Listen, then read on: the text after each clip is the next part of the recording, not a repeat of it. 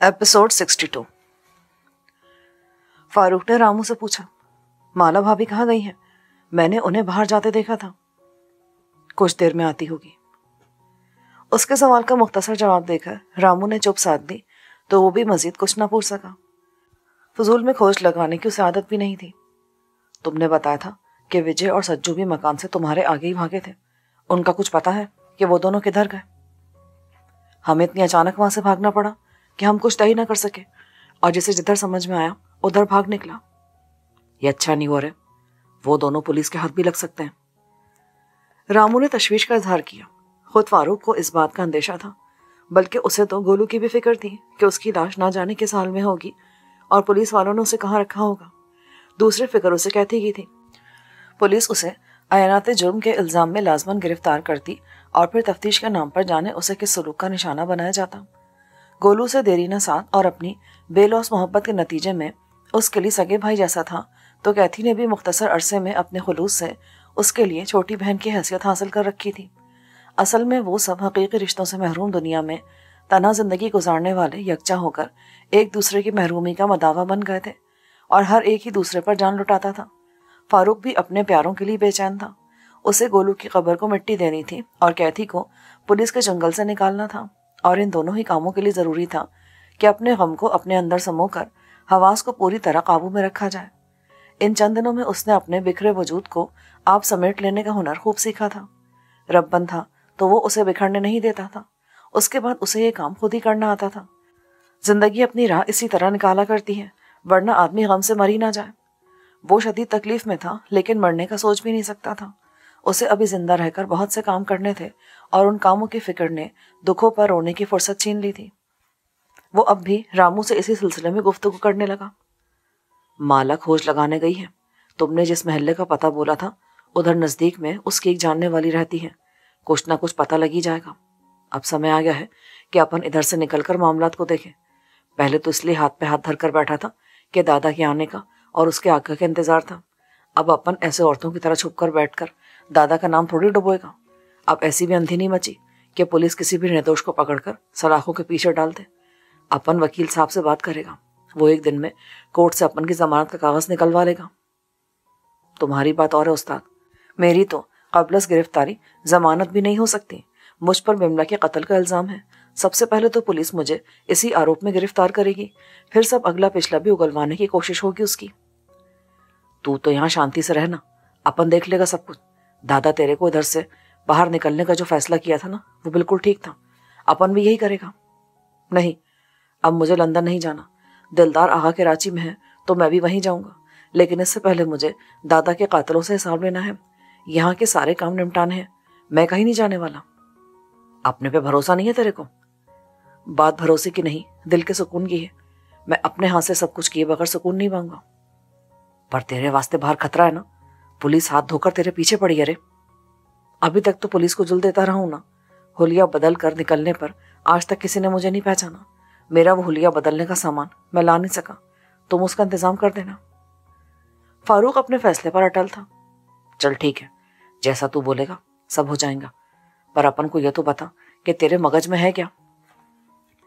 पहले तुम जाकर वकील अशोक बच्चन से मिलो और अपने गिरफ्तार साथियों की जमानत का इंतजाम करो। गोलू की लाश यकीनन पुलिस कस्टडी में होगी। उसकी हवालगी के लिए भी दावा करना। घी सीधी उस उंगलियों से निकल गया तो ठीक है, वरना मुझे कुछ और सोचना पड़ेगा। ठीक है शहजादे, माला आ जाए तो अपन जाता है वकील साहब से मिलने। तेरा ये हुलिया बदलने वाला आइडिया अच्छा है। अपन भी कोई पंडित शंडित बनकर निकल जाएगा। उसके लिए तो माला के संदूकों में से कुछ ना कुछ निकल आएगा। रामू भी पुरजोश हो गया। उसी वक्त माला घर वापस लौट आई। उसके चेहरे के तासुरात में संजीदगी थी। क्यों माला, कुछ मालूम हुआ? वहां तो बड़ा खौफ रास फैला हुआ है। हर तरफ यही खबर गर्म है कि इस मकान में खूनी और लुटेरे छुपे हुए थे, जिनके लिए पुलिस ने छापा मारा। लुटेरों की साथी लड़की गिरफ्तार हो गई और एक साथी मारा गया, जबकि बाकी भागने में कामयाब हो गए। महल्ले वालों ने पुलिस की कहानी को सच जाना है, क्योंकि वो पहले से ही मशकूक थे कि ये कैसा खानदान है जिसमें एक लड़की के सिवा सारे मर्द हैं, और मर्द किसी कामकाज के लिए घर से बाहर भी नहीं निकलते। बस लड़की आती जाती दिखाई देती है। पुलिस का छापा नहीं पड़ता तो महल्लेदार खुद 2-4 दिन में पुलिस को उनके बारे में रिपोर्ट करने ही वाले थे। लाश का क्या हुआ? रामू ने दिल पर जबर करके पूछा। लाश तो पुलिस वालों की कस्टडी में ही है। अब वकील बाबू से मिलने के वास्ते जाना ही होगा, अपन तैयारी करता है। आप किधर जाते हैं जी? बाहर तो पुलिस का खतरा है ना आपको। माला उसकी बात सुनकर घबरा गई। चिंता मत कर और देखती जा अपन कैसे पुलिस वालों की आंखों में धूल झोंकता है। वैसे भी अभी पुलिस वालों को जास्ती फुर्सत नहीं है, बल वो हंगामों में घिरे हुए हैं। अकेले अपन की खोज का काम नहीं है उन्हें। रामू ने उसे तसल्ली दी और फिर उससे कुछ चीजों के बारे में दरियाफ्त करके अपनी जगह से उठ खड़ा हुआ। मैं भी तुम्हारे साथ ही वकील से मिलने चलता हूँ, यहाँ फारिग बैठकर क्या फायदा होगा। फारूक ने बिल्कुल अचानक अपना फैसला सुनाया, जिसे सुनकर रामू के चेहरे पर तजब्जुब के आसार उभरे, लेकिन फिर वो नॉर्मल हो गया और फारूक को अपने पीछे आने का इशारा किया। आधे घंटे से कुछ ऊपर का वक्त लगाकर वो दोबारा माला के सामने आए तो वो उन्हें देखकर चौंक गई। दोनों ने सफेद धोतियां बांध रखी थी और ऊपर कुर्ते चढ़ा लिए थे। शानों पर चादरें डाली हुई थी। धोती और कुर्ता ऐसा लिबास था जिसमें साइज का ज्यादा मसला नहीं था, इसलिए जिसामत में फर्क के बावजूद फारूक ने आराम से रामू का धोती कुर्ता पहन लिया था। चादरें माला की थी। माथे पर तिलक और आंखों में सुरमे की मोटी मोटी लकीरें फेरने के लिए भी उन्होंने माला के मेकअप के सामान पर हाथ साफ किया था। बालों को खूब तेल चपड़कर बीच की मांग निकालने के बाद दोनों जानिब उनकी पट्टियां से जमाई गई थी। रामू के कुर्ते का रंग जर्द था, जबकि फारूक ने सफेद कुर्ता पहना था जो उसके जिस्म पर कदरे ढीला था लेकिन ज्यादा बुरा नहीं लग रहा था। सबसे बड़ी बात यह थी कि वो दोनों इस हुलिये में इतने मुख्तलिफ लग रहे थे कि सरसरी निगाह में उन्हें पहचानना इतना आसान नहीं था। ये आप दोनों ने अपना क्या हाल बना लिया? तेरी चिंता दूर करने का इंतजाम किया है। बोल, पुलिस अब भी हमें पहचान सकती है क्या? बिल्कुल नहीं, माला ने जवाब दिया और दोनों को रुकने का इशारा करके तेजी से बावर्ची खाने की तरफ दौड़ी। फिर उसने झटपट दस्तरखान बिछा लिया। उन दोनों का ही खाना खाने का मूड नहीं था, लेकिन माला के इसरार और खुलूस ने मजबूर कर दिया और वो दिल पर जबर करके चंद लुकमे खाने पर मजबूर हो गए। अभी मुश्किल से चंद ही घंटे तो गुजरे थे गोलू की मौत को। खुद को लाख संभाल लेने के बावजूद इस दुख से निकलना आसान नहीं था। खुद माला भी इस बात को समझती थी, इसलिए एक हद से ज्यादा इसरार नहीं किया। खाने से फारिग होकर वो दोनों अपनी मंजिल की तरफ रवाना हो गए। अशोक का दफ्तर वहां से दूर होने की वजह से उन्होंने सवारी के लिए टैक्सी का इंतखाब किया। टैक्सी ने उन्हें मतलूबा मकाम पर उतार दिया। अशोक के असिस्टेंट ने उनकी ख्वाहिश पर अशोक से इजाजत लेकर उन्हें उसके दफ्तर में भेज दिया। वो कोई फाइल देख रहा था। उन दोनों पर उचटती नजर डालकर उन्हें बैठने को कहा और एक आध मिनट फाइल में मसरूफ रहने के बाद उसे बंद करके उनकी तरफ मुतवज्जो हुआ। फरमाइए, मैं क्या सेवा कर सकता हूँ आपकी? वही जब तक करते रहे हैं, फारूक ने संजीदगी से कहा तो वो चौंक कर उनकी शक्लें देखने लगा। फिर एक गहरी सांस लेकर बोला, अच्छा तो ये आप लोग हैं। मैं इतने दिनों से वेट कर रहा था कि कब आप में से कोई कांटेक्ट करता है। जो कुछ अड्डे पर हुआ उसकी मुझे खबर मिल गई थी, लेकिन किसी कार्रवाई के लिए मुद्दई का होना लाजमी होता है। अपने तौर पर मैंने ये जरूर मालूम करवा लिया था कि गिरफ्तार अफराद में कौन कौन शामिल है। दादा, रामदास और आपके नाम गिरफ्तार होने वालों में शामिल नहीं थे, इसलिए मुझे विश्वास था कि जल्द कोई ना कोई कांटेक्ट करेगा। हालात ही ऐसे हो गए थे कि हमें अंडरग्राउंड होना पड़ा। एक दूसरे से अलग होकर दिमाग भी ढंग से काम नहीं कर रहा था। दूसरे पैर दर पे सदमात ने भी हमें निढाल कर रखा था, इसलिए अब छुप छुपाकर आपके पास आए हैं कि आप कोई अच्छा मशवरा दें। हमारी ख्वाहिश है कि मामलात कानूनी तौर पर हल हो जाए तो अच्छा है, बाकी फिर हम वक्त की जरूरत के हिसाब से देख लेंगे। आप मुझे खुलकर सब कुछ बताएं, तभी मैं आपको बेहतर मशवरा दे सकूंगा। अशोक बच्चन हमतन गोश हो गया। फारूक ने बिमला की खुदकुशी से सारा किस्सा सुनाना शुरू किया कि कैसे उस खुदकुशी को कत्ल का रंग देकर पुलिस वालों ने उसे फंसाने की कोशिश की और फिर दादा को भी साजिशों के घेरे में लेना चाहा। दादा इस चाल में नहीं फंसा तो उन्होंने भेड़ियों किसी चालाकी और सफाकी के साथ उसे तन्हा घेर कर मार डाला। वो रब्बन के कत्ल से लेकर अपने फरार और गोलू की मौत तक सब कुछ सुनाता चला गया, अलबत्ता अपनी इंतकामी कार्रवाइयों का जिक्र नहीं किया। अशोक बच्चन वकील था और दिन में दसियों अजीबो गरीब कहानियां सुनता था, लेकिन रब्बन की मौत ने उसे भी सदमे से दो चार कर दिया। कुछ देर सर थाम कर बैठने के बाद वो बेयकीनी के आलम में बोला, आई डोंट बिलीव इट कि दादा जैसा शानदार आदमी इस संसार से चला गया।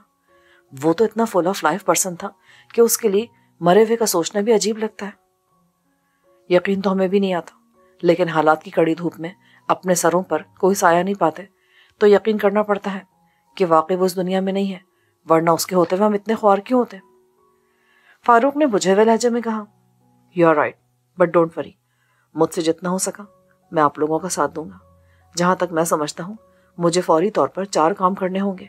नंबर 1, मिस्टर रामदास की बेल बिफोर अरेस्ट। नंबर 2, थाने में बंद अड्डे के लोगों की जमानत पर रिहाई।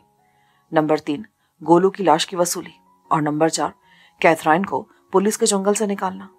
पहला और दूसरा काम इतना मुश्किल नहीं।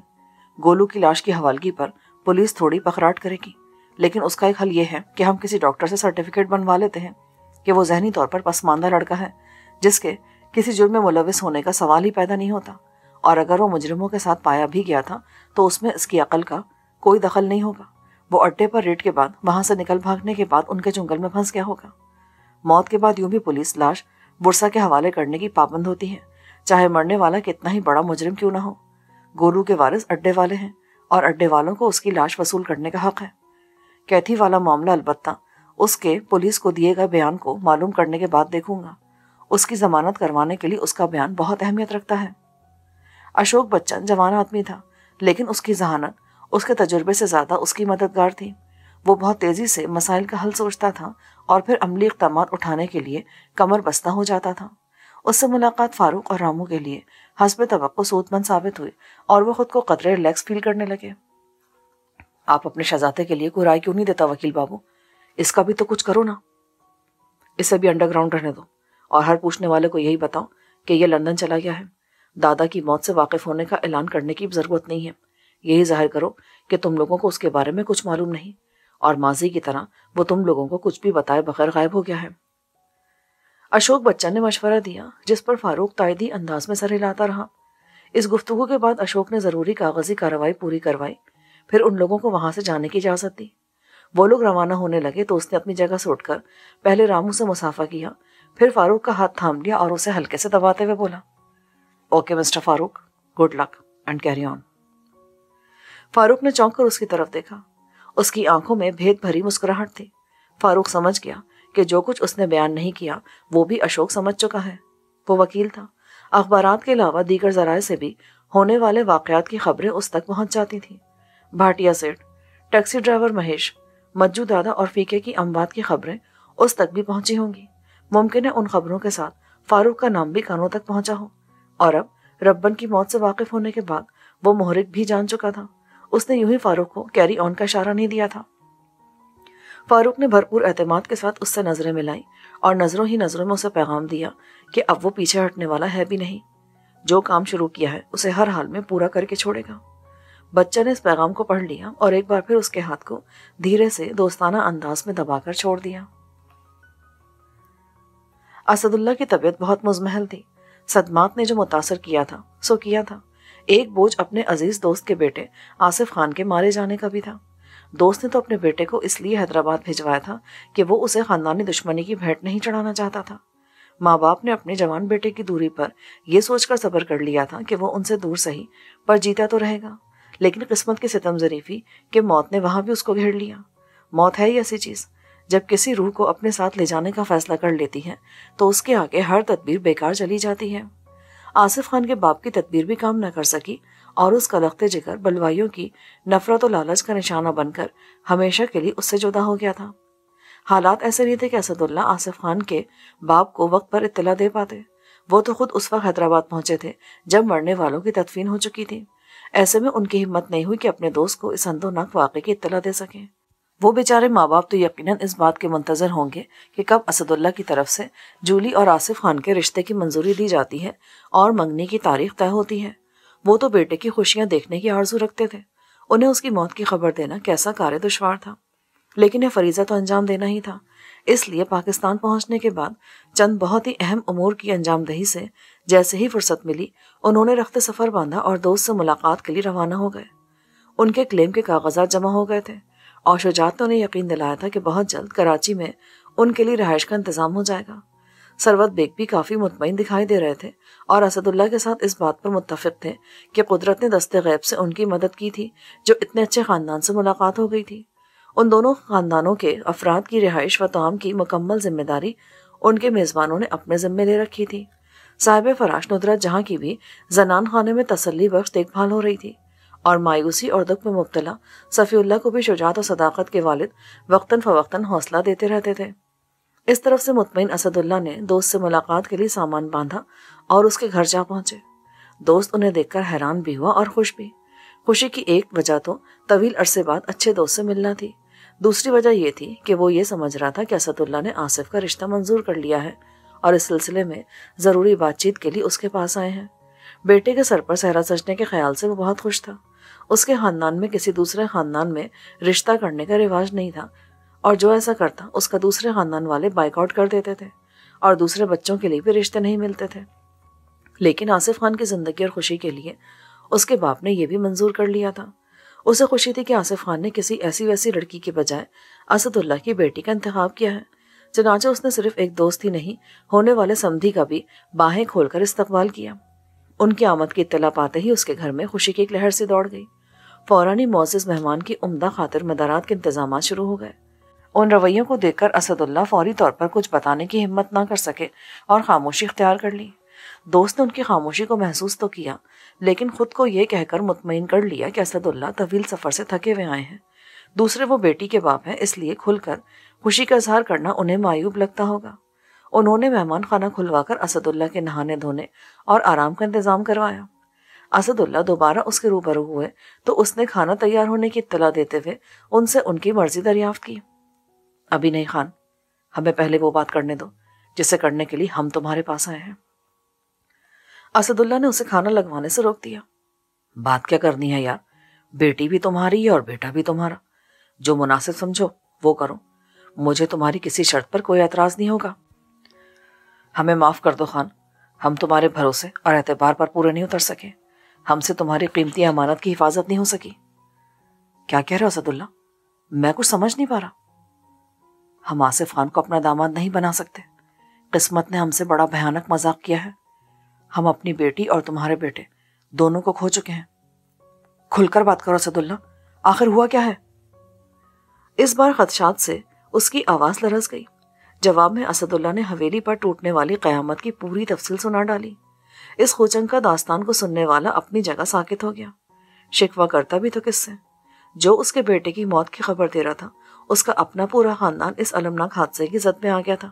اسد اللہ نے اپنے سختہ زدہ دوست کو تسلی دی اور فوراً واپسی کا فیصلہ بھی سنا دیا۔ دوست کا غم بانٹنے کی خواہش کے باوجود ان میں حوصلہ نہیں تھا کہ کچھ اور غم گزیدہ لوگوں کے آنسوؤں کو اپنے دل پر سہ سکیں۔ وہ خود غم سے چور، پتہ نہیں کیسے خود کو سنبھالے ہوئے تھے، اس لیے فوراً ہی وہاں سے واپس لوٹ آئے۔ وہ دوست کے گھر سے نکل رہے تھے تو ان کے کانوں نے اس کی گریہ و زاری کی آوازیں سنی تھیں، جو اس گھر کے جوان بیٹے کی موت کی اطلاع سن کر زنان خانے سے بلند ہوئی تھیں۔ غم سے نڈھال، اپنی روایات کی سخت پابند، پردہ دار بیبیوں کو اس وقت ہوش ہی کہاں تھا کہ وہ یاد رکھ سکیں کہ اس خاندان کی عورتوں کی آواز بھی غیر مردوں کے کانوں میں جانا گوارا نہیں کیا جاتا تھا۔ اسد اللہ وہاں سے لوٹ آئے تھے، لیکن طبیعت کا اضمحلال کسی طرح کم نہیں ہو رہا تھا۔ شجاعت نے انہیں کلیم کے سلسلے میں ضروری کارروائی کے لیے کراچی جانے کا کہا تو بھی وہ بہت بجھے دل سے جانے کے لیے راضی ہوئے۔ طے پائے کہ فی الحال صرف وہ اور ثروت بیگی کراچی جائیں گے اور باقی اہل خانہ لاہور میں ہی رکے رہیں گے۔ شجاعت نے ریل کے فرسٹ کلاس ڈبے میں ان کی کراچی جانے کی بکنگ کروائی تھی۔ وہ خود ان دونوں کو ریلوے اسٹیشن چھوڑنے کے لیے آیا تھا اور انہیں ان کی سیٹوں پر بٹھا کر وہاں سے گیا تھا۔ روانگی میں ابھی کچھ دیر باقی تھی۔ شجاعت نے معذرت کی تھی کہ اسے ایک اہم میٹنگ میں جانا ہے، اس لیے وہ ریل روانہ ہونے تک وہاں نہیں رک سکتا۔ انہوں نے اور ثروت بیگ نے اس کی مجبوری کو سمجھا اور ساتھ ہی شکریہ بھی ادا کیا کہ وہ جتنا کچھ ان کے لیے کر رہا تھا وہی بہت تھا۔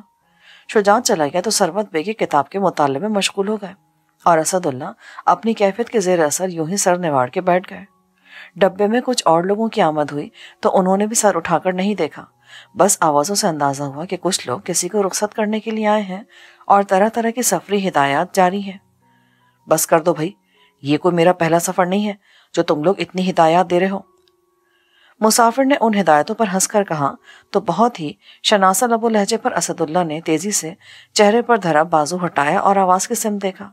ان کی نظروں نے فوراً ہی ایک ایسے چہرے کو اپنی گرفت میں لے لیا جس کو یہاں دیکھنے کا انہیں کوئی گمان ہی نہ تھا۔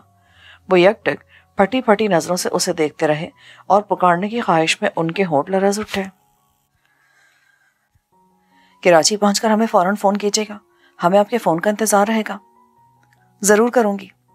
آصفہ آنٹی اور انجلی نے بھی بہت تاکید کی تھی۔ اس نے ہدایت دینے والے کو یقین دہانی کروائی۔ اسد اللہ کی آنکھیں بھیگ گئیں۔ وہ جو ان سے بچھڑ گئی تھی اور جانے کہ انہیں چپکے سے چھوڑ کر چلی گئی تھی، اس طرح اچانک انہیں مل جائے گی، یقین نہیں آتا تھا۔ وہ ان سے بس چند قدم کی دوری پر ہی تھی۔ اس نے سادہ سے پرنٹڈ شلوار قمیص کے اوپر چادر نما دوپٹہ اوڑھ رکھا تھا اور اس سادگی میں بھی بہت پیاری لگ رہی تھی۔ پیاری کیسے نہ لگتی؟ اپنی اولاد تو انسان کو دنیا کی ہر شے سے بڑھ کر پیاری لگتی ہے، اور وہ تو اس عورت کی نشانی تھی جسے انہوں نے خود سے بھی بڑھ کر چاہا تھا۔ آپ کے پاس ہمارے گھر کا پوسٹل ایڈریس اور ابو کے آفس کا ایڈریس بھی محفوظ ہے نا؟ اگر کسی وجہ سے فون پر رابطہ نہ ہو تو آپ ہمیں تار بھی بھیج سکتی ہیں۔ اس سے مخاطب افراد میں سے نسبتاً کم عمر لڑکے نے کہا۔ اس نے ایک ادا سے اپنے سر پر ہاتھ مارا اور مصنوعی غصے سے بولی، اب تم دونوں بھائیوں نے مجھے کو ہدایت کی نا، تو میں تمہیں ٹرین سے نیچے دھکا دے دوں گی۔ غضب خدا کا، مجھ سے چھوٹے ہو اور مجھے یوں ہدایتیں دے رہے ہو جیسے میں کوئی چھوٹی سی بچی ہوں۔ بچی نہیں ہے تو کیا ہوا، ہماری پیاری بہن تو ہے نا، اور ہمیں اپنی بہن کی بہت فکر ہے۔ بڑے لڑکے نے ہنس کر کہا تو وہ مسکرا دی۔ اس کی مسکراہٹ نے اسد اللہ کے دل میں ٹھنڈک سے اتار دی۔ ٹرین چلنے ہی والی ہے، اب تم دونوں نیچے اترو اور اچھے بچوں کی طرح سیدھے گھر جاؤ۔ اب ہم اتنے بھی بچے نہیں ہیں، کالج میں پڑھتے ہیں۔ اچھا بابا، بچہ نہیں بولتی، اب جاؤ تو۔ وہ دونوں ہنس کر اسے گڈ بائی کہتے ہوئے وہاں سے روانہ ہو گئے۔ وسل دیتی ٹرین نے بھی اب دھیرے دھیرے سرکنا شروع کر دیا تھا۔ وہ اپنی طرف کی کھڑکی کھول کر انہیں دیکھنے لگی اور ہاتھ ہلا کر انہیں الوداع کہا۔ انہیں الوداع کہہ کر وہ اپنی سیٹ پر پرسکون سی بیٹھی اور پہلی بار اپنے ساتھی مسافروں کا جائزہ لینے کی کوشش کی۔ پہلے ہی مرحلے پر اس کی نظریں ٹھٹک گئیں۔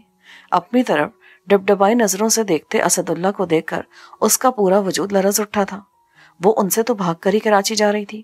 یہ گمان کب تھا کہ سفر کے آغاز میں ہی ان سے سامنا ہو جائے گا۔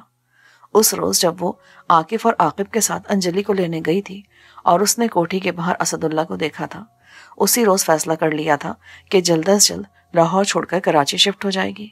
ایک شہر میں رہ کر آمنا سامنا ہونے کے امکانات سے بچنے کے لیے اس نے فرار کی یہ راہ اختیار کی تھی، اور نہ چاہتے ہوئے بھی بیگم آصفہ علی اور ان کے پرخلوص خاندان سے جدا ہونے کی تیاری کر لی تھی۔ چند دن بھی اسے انجلی کی وجہ سے رکنا پڑا تھا۔ اسے اس کے پریوار کے ختم ہو جانے کی اطلاع دینے اور اس صدمے سے سنبھالنے کے فرائض اسے ہی انجام دینے پڑے تھے۔ انجلی کی حالت کی وجہ بتا کر پچھلے دنوں اس نے گھر سے باہر قدم ہی نہیں نکالے تھے۔ اس طرح وہ اسد اللہ سے کہیں سامنا ہو جانے کے خدشے سے بچنا چاہتی تھی، لیکن تقدیر کے آگے ہر تدبیر ناکارہ ہو جاتی ہے۔ اس کا ان سے سامنا تقدیر میں ہونا لکھا تھا، سو اب وہ یہاں ان کے روبرو تھی۔ دونوں باپ بیٹی اپنی جگہ ساکت تھے۔ اسد اللہ جو اب تک اس کے لیے تڑپتے رہے تھے، انہیں یاد آ گیا تھا کہ وہ از خود انہیں چھوڑ کر چلی گئی تھی۔ کیوں؟ اس کی وجہ تو وہ خود جانتی تھی، لیکن ان کی خواہش تھی کہ اب وہ خود سے ان سے مخاطب ہو اور اپنی مرضی سے ان کی طرف بڑھے۔ وہ اس کے ساتھ کوئی زبردستی نہیں کرنا چاہتے تھے۔ دوسری طرف اسے خدشہ تھا کہ اب تک اسد اللہ کو اس حقیقت کا علم ہو چکا ہوگا۔ وہ فاروق کو لینے بمبئی گئے تھے اور فاروق اس کی بربادی کی داستان سے خوب اچھی طرح واقف تھا۔ وہ ڈرتی تھی کہ فاروق نے اسد اللہ کو بھی اس کے بارے میں سب کچھ بتا دیا ہوگا، اور وہ اسد اللہ کے سامنے اپنی زندگی کے اس شرمناک پہلو کو کھلتا دیکھنے سے گریزا تھی۔ یہ گریز، یہ خوف اس نے جوزف کے لیے محسوس نہیں کیا تھا، حالانکہ اس کے نزدیک اسد اللہ اور جوزف کی ایک ہی حیثیت تھی۔ شاید وہ ڈرتی تھی کہ اسد اللہ اس کے ساتھ بیتے حادثے پر جوزف پر غفلت کا الزام لگائیں گے۔ دوسرے دونوں کا پس منظر بھی گریز کا ایک سبب تھا۔ جوزف ایک عام سا آدمی تھا جو خود پر ہوئے ہر ظلم و ستم کو تقدیر کا لکھا سمجھ کر قبول کر لیتا ہے، جبکہ اسد اللہ اس کے مقابلے میں بہت شان و شوکت اور اونچی ناک والے خاندان کا حصہ تھے۔ ان جیسی حیثیت رکھنے والے لوگوں کو تو معمولی باتیں گرا گزرتی ہیں، کجا کہ اتنی بڑی بات۔ لیکن وہ دیکھ رہی تھی کہ اسد اللہ کی آنکھوں میں آج بھی اس کے لیے وہی محبت ہے جو وہ روز اول سے محسوس کرتی آ رہی ہے۔ ان کی ڈبڈبائی آنکھوں نے اس کا دل مٹھی میں لے لیا۔ پھر وہ یہ بھی دیکھ رہی تھی کہ اسد اللہ پہلے کے مقابلے میں بہت کمزور ہو گئے ہیں۔ وہ تو خوشیاں لینے کے لیے بمبئی گئے تھے، انہیں تو اپنے پیارے بھتیجے کو حویلی میں بسانے کی بہت چاہ تھی۔ پھر کیا ہوا کہ وہ خوش نہیں تھے؟ کیا وہ محب اللہ کو حویلی میں نہیں لا سکے تھے؟ اور وہ یہاں کیا کر رہے تھے؟ وہ بے قراری کے عالم میں اپنی جگہ سے اٹھی اور ان کی طرف بڑھی۔ اسے اٹھتے دیکھ کر وہ بھی اپنی جگہ سے کھڑے ہو گئے اور بے خودی کے عالم میں اس کے لیے اپنی باہیں پھیلا دی۔ وہ پاپا کہہ کر ان کی باہوں میں سما گئی اور شدت سے رو پڑی۔ اسد اللہ کی آنکھیں بھی چھلک پڑی۔ کھڑکی سے باہر نظارہ دیکھتے ثروت بیگ بھی ان کی طرف متوجہ ہو گئے، لیکن بنا کوئی دخل اندازی کیے اس منظر کو دیکھتے رہے۔ لفظ پاپا نے انہیں چونکا دیا تھا، لیکن وہ حیران تھے کہ 7 پردوں میں رہنے والے خاندان کی بیویوں میں وہ کون تھی جو کھلے منہ کے ساتھ یوں سرے راہ اسد اللہ کو ملی تھی، حالانکہ ان کی معلومات کے مطابق تو اسد اللہ صاحب اولاد ہی نہیں تھے۔ کہاں چلی گئی تھی آپ؟ اسداللہ نے جذبات سے رندھی آواز میں کہا۔ سوال نہیں کرے پاپا، میں آپ کے کسی سوال کا جواب نہیں دے سکتی۔ اس کے لہجے میں ایسی بے بسی تھی کہ اسداللہ چپ ہو گئے۔ انہیں یاد آیا کہ حویلی میں انہیں جولیٹ کا جو خط ملا تھا اس میں بھی اس نے ان سے اسی طرح کی درخواست کی تھی۔ آپ کی یہی خواہش ہے تو ہم آپ سے کوئی سوال نہیں کرتے، لیکن آپ کو یہ یقین دہانی ضرور کروا سکتے ہیں کہ آپ ہمیں اپنی جان سے پیاری ہیں اور ہم کسی بھی صورت آپ سے محبت کرنا نہیں چھوڑ سکتے۔ اسی وقت اسداللہ کو سروت بیگ کی وہاں موجودگی کا احساس ہوا۔ جولیٹ بیٹی، یہ آپ کے چچا جان سروت بیگ ہے۔ ہم ان کے خاندان کے ساتھ ہی ہجرت کر کے پاکستان آئے ہیں اور اب زندگی کو نئے سرے سے جینے کی جدوجہد میں مصروف ہیں۔ آداب چچا جان۔ تعارف ہوتے جولی نے فوراً سروت بیگ کے روبرو سر جھکا دیا، لیکن وہ اس کرب کو محسوس کیے بغیر نہ رہ سکی جو اسداللہ کے لہجے میں تھا۔ جیتی رہیے بیٹی، اللہ آپ کو سدا خوش و آباد رکھے۔ سروت بیگ نے بہت خلوص سے دعا دی۔ یہ ہماری بہت ہی پیاری بیٹی جولیٹ اسداللہ ہیں۔ ہم ان کے متعلق تفصیلات سے آپ کو فرصت کے لمحات میں آگاہ کریں گے، جیسا مناسب سمجھے۔ ہمارے لیے تو اتنا ہی کافی ہے کہ یہ آپ کی دفتر ہے اور آپ ان سے ملاقات ہو جانے پر خوش ہیں۔ حویلی میں سب کا کیا حال ہے اور آپ تنہا یہاں کیسے آ گئے؟ جولیٹ بہت دیر سے دل میں مچلتے سوالات کو زبان پر لے آئی۔ حویلی کے ذکر پر اسداللہ کے لبوں سے کہا نکل گئی، سب ٹھیک تو ہے نا پاپا؟ وہ پریشان ہو گئی۔ کیا بتائیں بیٹی، اور کیسے بتائیں؟ جو بیت گئی وہ اپنی پوری جزیات کے ساتھ ہمیں یاد ہے، لیکن دل میں آپ کے روبرو سنانے کی تاب نہیں ہے۔ اسداللہ نے ڈھال سے ہو گئے۔ پلیز پاپا مجھے بتائیں کیا ہوا؟ آپ تو محب اللہ کو حویلی لانے کے لیے گئے تھے نا بمبئی، پھر کیا ہوا؟ کیا وہ آپ کے ساتھ واپس آنے پر راضی نہیں ہوئے یا کوئی اور مسئلہ ہے؟ محب اللہ سے ہماری ملاقات ہی نہیں ہو سکی۔ ہمارے بمبئی پہنچنے سے قبل ہی وہ لندن روانہ ہو چکے تھے۔ ہم نے سوچا کہ کچھ دن بمبئی میں اپنے دوست ڈسوزا کے گھر قیام کر کے محب اللہ کے بارے میں معلومات حاصل کرنے کی کوشش کرتے ہیں، لیکن پھر حیدرآباد سے بھائی جان کی کال آ گئی اور انہوں نے ایسی اندھونا خبر سنائی کہ ہمیں سب کچھ بھول بھال کر حیدرآباد کے لیے روانہ ہونا پڑا۔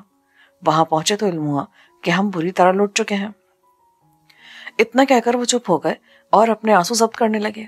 سروت بیگ نے قریب آ کر ان کے شانے پر دلاسا دینے والے انداز میں ہاتھ رکھا اور پھر جولیٹ سے مخاطب ہو کر بولے، ہمارا خیال ہے بیٹی کہ اس المناک اور انسانیت سوز واقعے سے آپ کو واقف کرنے کا ناگوار فریضہ ہم انجام دیتے ہیں۔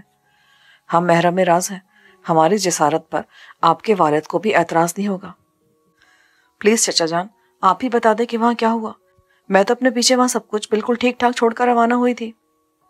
جولی کا دل کسی انہونی کا سوچ کر بری طرح دھڑکنے لگا۔ سروت بیگ نے اسے بیٹھنے کا اشارہ کیا اور حویلی پر حملے کی المناک داستان سنانے لگے۔ اس داستان کو سنتی جولی کا وجود پتھر ہو گیا۔ کوئی بے یقینی سے بے یقینی تھی۔